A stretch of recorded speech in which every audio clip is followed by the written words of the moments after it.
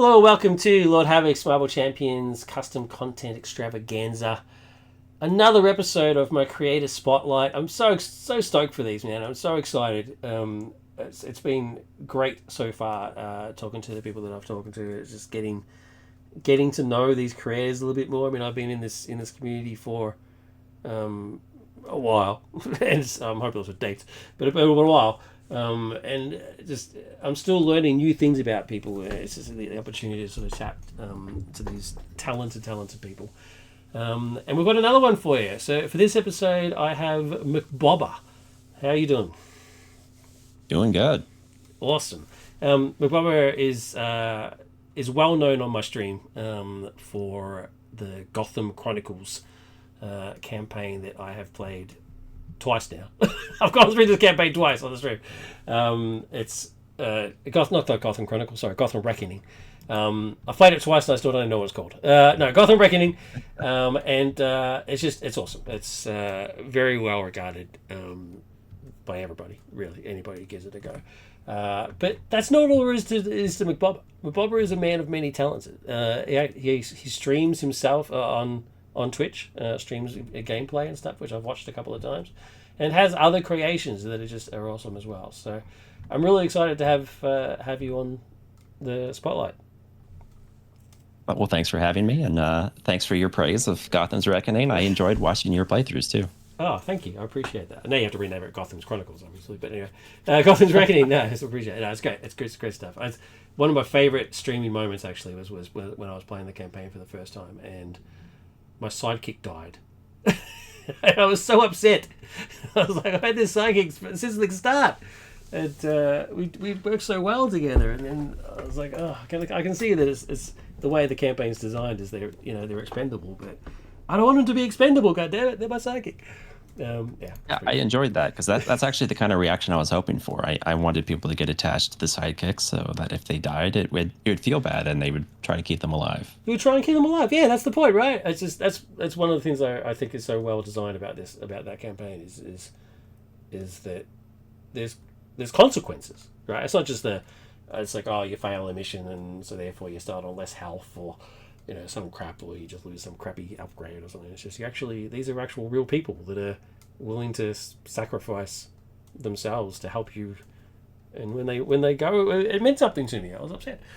I may be a little bit more emotional, but sometimes, but that's what it was.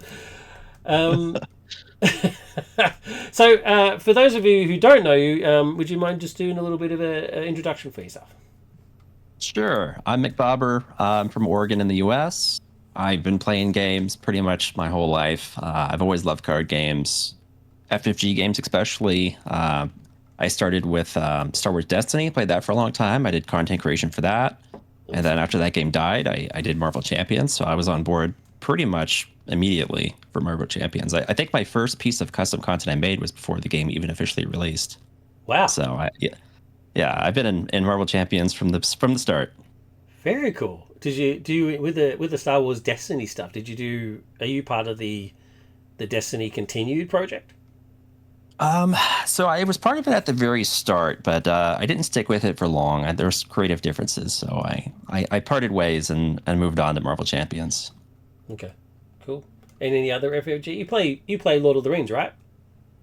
I have played Lord of the Rings. I haven't really done any content creation for that. I played Arkham Horror as well. I love that game, but I haven't done any content creation around that either. I do Star Wars Unlimited though. I do content creation for that, and so that's been one of my more recent focuses is playing and making content for that game. Wow. Okay. Well, that's fairly recent. So you've started doing custom content for that as well. Have you like? I don't make custom content for it. It's custom content for a competitive game doesn't usually really catch on, but I make videos and card reviews and gameplay videos and all kinds of stuff for that game. Cool. The only time I've ever caught you're playing video games, and that's fun. The Elden Ring's the game that I just can't play. There's something in my brain that just won't let me play these games. It's just bizarre. I'm terrible. I've seen little children play that game better than I play. It's ridiculous. But also like Resident Evil and stuff. So I absolutely love Resident Evil, and we'll come back to that in a second. So you like sort of like the gothic type stuff. I mean, I like a long range of things. I mean, Marvel Champions isn't gothic horror at all, No, but I love that too. So, yeah, but you also like Star Wars. oh yeah, a huge Star Wars fan. There's I've a I've been working on something Star Wars related almost my whole life. Like I've been a big fan the, always. I've got it on the screen now. The Star Wars Champions fan supplement. Very very cool. You went to a lot of trouble here. You got custom. So yeah, this was a massive project that I made. It didn't really catch on.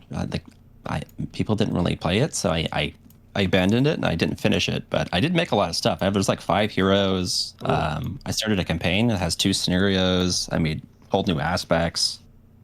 Are you ever going to go It was back to quite it? quite the undertaking. If you ever go back to it, please let me know. I want to continue. I've played the scenarios that's in it, and yeah, I've made a bunch of Star Wars stuff as well. So if you plan on going back to it, please let me know.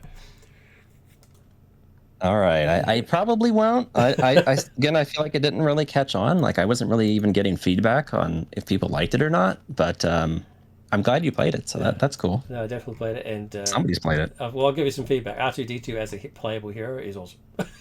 R2D2, just having him on the table, I was like, this is brilliant. I mean, that is just so cool. I mean, yes, Leia and Han and Luke, you kind of expect to see that, but R2D2, brilliant, love it, cool. I love R2D2. How can you not? He's great. So I've got like your custom creations on here as well. It's like, what would you consider to be your favorite custom creation? It's like asking to pick a favorite child. It can be difficult. I love a lot of these things, but is that really true though? Is that really true? I mean, parents have a favorite child, don't they? Yeah, I could still pick a favorite. They don't say my in single. Sorry, go. Some parents won't pick a favorite. Mine certainly wouldn't. But if I had to pick a favorite of all these, it'd probably be Moon Knight. I feel like that's pretty solid all the way around. I'm pretty proud of that. But I mean, I love Gotham's Reckoning too. That was also quite the undertaking, and I'm very happy with how that turned out. Very cool. Moon Knight. Most of these heroes, I feel pretty good about. Maybe not the Cloak of Levitation. That one's more for fun, but it's still not bad. But yeah, it's not quite as much quality as the others probably. The fact that it even exists at all is is brilliant. Yeah, Moon Knight is great. I also love your 3D like GIF cards. Brilliant. I played Dr. Fate's one on stream. It's just, god damn, it's awesome. This is, how do you do it? How is this done? So it's one of those things where it's like I knew it had to theoretically be possible. I'd seen other digital card games, and like Hearthstone have animated cards. And so I did a lot of research to try to figure out how to do this. And basically, you just make like I think it's an MP4, and then you can apply that to a card in Tabletop Simulator. And after realizing I could do that, I just had to figure out how to actually make the MP4s that loop and look like a card. And you could do it in Photoshop. Right. That's the short answer. Okay, cool. So it's done. So you create it as an MP4. It's a repeating image, and then you put it as a card. Wow, That's right. that's amazing. And you can slot it into the template. Well, there you go. I have no shame in picking favorites. My favorite of yours is Bower Girl. I just love this character to death. The character herself is awesome, but your version of her is awesome, and the fact that you leaned into the sort of comedic element of Power Girl from the Amanda Connor run, I think is really, really cool. And she has probably the best obligation I've ever seen. Her obligation in Nemesis set is, it just fits her so well. The careless quick change, and then the super fan that's flashing her. It's just absolutely brilliant stuff. Absolutely love it. So there you go. There's mine. I do like me a lot. Yeah, I read quite a few Power Girl comics when making this to find art and to do research on the character. And yeah, it's a common theme. Yeah. There's definitely some recurring themes that come up with this character often. I think sometimes Kara's betrayed a little too serious, and the Amanda Connor run is absolutely brilliant, absolutely brilliant. So love it. But the hero that I want to talk about a little bit more is Jill Valentine. So you've made a hero based on Resident Evil character Jill Valentine, who is also my favorite. So that's very cool. And she has a fascinating mechanic. Where you actually have to, you sort of replicate the game in a way where you have to find ammo and stuff. Yeah, I mean, like we mentioned before, I'm a huge Resident Evil fan, so I wanted to kind of represent the gameplay a little bit in here of having to scavenge for items and find ammo and have limited resources. So that's, and also inventory management. So that's why she can hold, 6 restricted items, and all of her stuff that she has is restricted. So you kind of have to pick and choose what you're going to have, and maybe sometimes you have to dump an item or throw it in the item box if you have that. Yeah, exactly. How long did it take you to work out the balance of this character? Because it's intricate, but yet still very simple. It all makes perfect sense. Quite a while, actually. This set took me a long time to make. So a lot of it was art, because this is just a lot of cards. I mean, it's a 30 card set, so it's more cards than is usually needed for a hero. And while I could take a lot of the art from a Capcom's mobile card game, Teppen, a lot of it also isn't from that because they didn't have appropriate artwork to use. So I had to come up with a lot of my own solutions. And are any of them like screenshots or something? It's like they all look. I mean, this handgun ammo, for example, did you just screenshot this from the game? I believe this handgun ammo is like a high quality render of the model that's used in one of the games. Wow, something like that. That is awesome. The vaccines. Some of these are models, like the knife here. Yeah. That's like a render of items that was used for a YouTube video. Because there's this guy on YouTube. He makes like Resident Evil weapon reviews where he talks about the weapons of the series. Wow, that's niche. Called Gun Shop Kendo, I think that's what it is. I'll give them a shout out. And this was like the thumbnail for one of their videos. That's where I got the knife. Very cool. Yeah, I love. Are you going to do any more RE characters? I don't have any immediate plans to do more RE characters. Again, I feel like every time I do non-superhero content, it's not nearly as popular. Like I didn't get a whole lot of feedback on Jill here. It's kind of similar to the Star Wars thing where it just doesn't seem to catch on with the community as much. So Jill, I might dabble here or there, but it's not my main focus.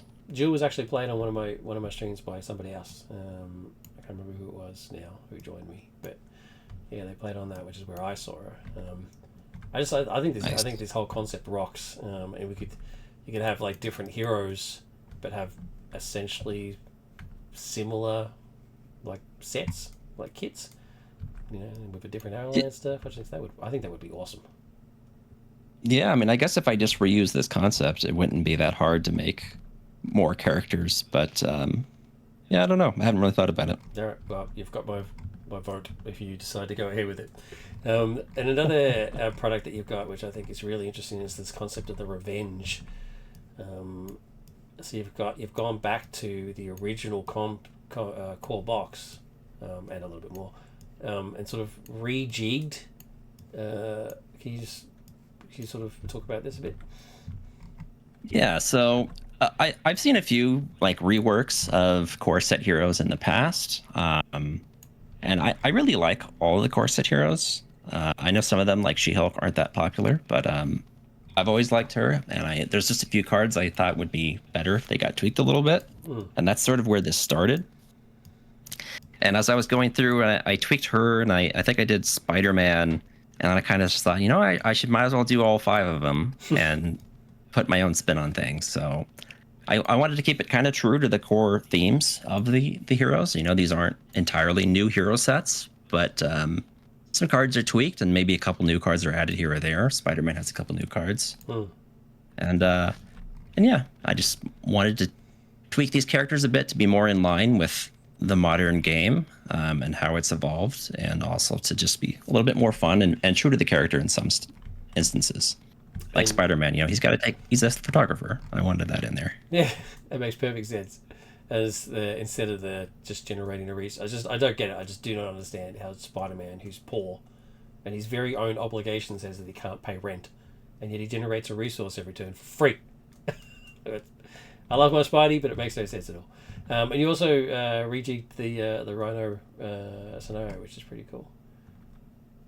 Yeah, I mean, this was mostly about the heroes, but I like Rhino too, and I always felt like I like him as a character, and his scenario is not very good, but I thought I could improve it a little bit and maybe make that more fun to play. It's an interesting start to the game for people. I think is the Rhino scenario. It's like, oh, this is all right. This is pretty easy, and then boom, he schemes out on you, and you're like, what? it's all over. What's happened? Yeah, you flip the alter ego once, and then you lose. Yeah. So it's sort of he schemes, and then he gets in advance, and he schemes, and the game ends. You know what? I think I've just had an epiphany. I think that's where my hatred of flipping to AE comes from. It's got to be that. It's got to be the Rhino scenario. It screwed me over, and I'm like, well, never flipping to AE ever again. Okay. Well, that was definitely one of my goals with this rework, was to fix that issue. So that's why I have a side scheme that lets you add a little bit more threat threshold to the main scheme. So you don't just immediately lose. Yeah. You lose just one turn later instead of just immediately. But you still lose. No. Well, hopefully you have time to flip back up and deal with the problem. Yeah, hopefully. I appreciate that. Is there anything that I didn't mention that you want to talk about? Is there something you want to highlight? I mean, I'm pretty happy with pretty much all these things. I like Ghost Rider a lot. I feel like people don't talk about him much either. I mean, pretty much just when I released him, but he was my first animated card that I made, and so he was kind of my my first experimentation into that wheelhouse. So I like him too. I think he's a good hero. I enjoy playing him too. Okay. I think I should give him a go. Yeah, this looks cool. That just looks so cool. I love that you figured out how to do it. It looks amazing. If only you could do it in real life. Roxanne, indeed. Yes. Well, the other thing that I want to mention is your Mcbober playmat. I haven't been using it recently, but when I first started using TTS and using Hitch's table, I used this exclusively. I love it. Absolutely love it. This is the exact layout that I use if I'm playing in real life. So to find it as an actual mat, I was like, wow, this is pretty cool. It's almost like he read my mind. But I've stopped using it recently because it glitches out on Hitch's table sometimes, and it can be a bit frustrating. So I've sort of stopped using it. But I want this printed out as an actual real life mat. That'll be my next dream. Get a high res image of this and then have it actually printed out. I think that would be sweet. Yeah, I do have the image for this on my my Google Drive. If you ever feel so inclined. Oh, if you want to send it to me, please. That'd be awesome. I would consider it a gift. That'd be cool. So part of the reason I made this, and I made a villain playmat as well, is I used to maintain a different, before Hitches, a different Marvel Champions mod. And then once he made his, it kind of used a lot of the features of mine, and I gave him my blessing to use everything. And then I gave up on my mod because it was redundant. His mod was pretty much just mine, but better. And that's why this villain playmat too. You don't really need this with Hitch's mod because he made his own villain playmat, but you can probably see it's kind of similar to layout to this one. So yeah, did you help Hitch with making up the mod? I didn't directly help him. It's more of just some of the assets, like the playmat, even the bags. You know, there's kind of these bags that we've gotten used to using, these square bags. Yeah. You know, all these things. You know, I think a lot of the creators, you know, we kind of all support each other, and it all comes back together. So you created these bags? Yeah, me and a buddy of mine named Poem, he maintained that mod with me. And yeah, that was kind of one of our things that we did, was we had these bags with the art on them. Wow. As previous to this, the original Marvel Champions mod was made by a guy named Crimson. He just had basic bags, you know, like you have up here, without any art on them. Yep. That's amazing. So do you do any other sort of custom TTS stuff? I worked a little bit on a Star Wars Unlimited mod, but it's been a while since I've done that. it's sort of a similar thing to the hit situation. Another guy's made his own, so there's not really much point maintaining two parallel mods. Do you have So that's about it. Do you have like a background in programming and stuff, or like design? Uh, in design, yeah, not programming so much. I've pretty much always been creative in some outlet, whether like making levels for video games or modifications for video games or custom cards. I've always just kind of had a mind for creative stuff, so that flows into this. That's very cool. You do custom game mods. Yeah, so I'm part of a mod team for Star Wars Jedi Academy. We make a mod called Movie Battles 2. That's a really old game, so that mod's like, I don't know, 20 years old at this point. But yeah, that's one of my first areas I started off with creating mods for games. That's so cool. Any others? Roll off your hit list. Nothing really noteworthy. Just levels for games, like StarCraft or Age of Empires. I do things like that. But as far as like big mod projects, it's probably just that Star Wars one. That's awesome. I'm so jealous. It's the closest I ever got to modding games was I put the Buffy characters into Baldur's Gate 2. It took me months, just months to get them in there and all done and stuff, and then no, it never went anywhere. I gave up. I was like, this is just too bad. This is almost like real work. So I'm not getting paid for this. It's ridiculous. It is, yeah. It's definitely a passion project. Yeah, I didn't have the passion for it.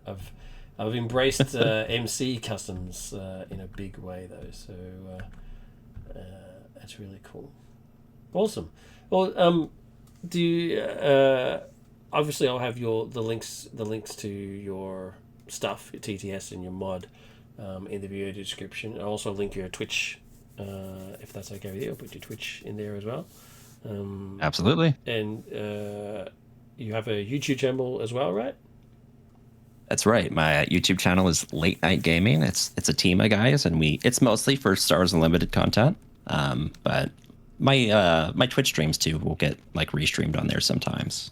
Cool, awesome. So at the very least, if I got the Twitch in there, and that's what I'll try and find. Late Night Gaming. Send me a link, and I'll put it in the description. Will do. Yep, that'd be awesome. Cool. Well, that's all I've got. I want to thank you very much for your time and for your contributions to the server. This is you're part of one of the people. That's part of the reason why this series exists is getting to chat to you. The Gotham's Reckoning campaign has gone down in history on the Discord. Forever will be known as the brilliant campaign that it is. So. Thank you. I just really appreciate all that you do for the community. So I just wanted to thank you for that. Well, I'm very happy to be part of it. Cool. And you've got an awesome voice for radio. You get an awesome streaming voice. Thanks. Do you? I don't want to get like too personal, but do you do something for your job that involves your voice? Yes, actually, I host escape rooms, so that involves my voice a lot. Wow, that's cool. And it's game related too, so it all kind of ties into each other. It all ties in, yeah. Host escape rooms. That is brilliant. Yeah, no, you've got an excellent online voice. It's very cool. So yeah, thank you very much for all that you do, and thank you for being on the show today. If you are watching this on YouTube, please like and subscribe, and all that sort of stuff. Smash that like button, and leave a comment. Do you want us to say hi to Mcbober? That'd be cool. I'm sure I'd appreciate hearing from you. But thank you for watching, and Mcbober, thank you for attending. As always, please take care of yourself and the people that you love. Thanks very much. Take care. Bye. Thanks for having me.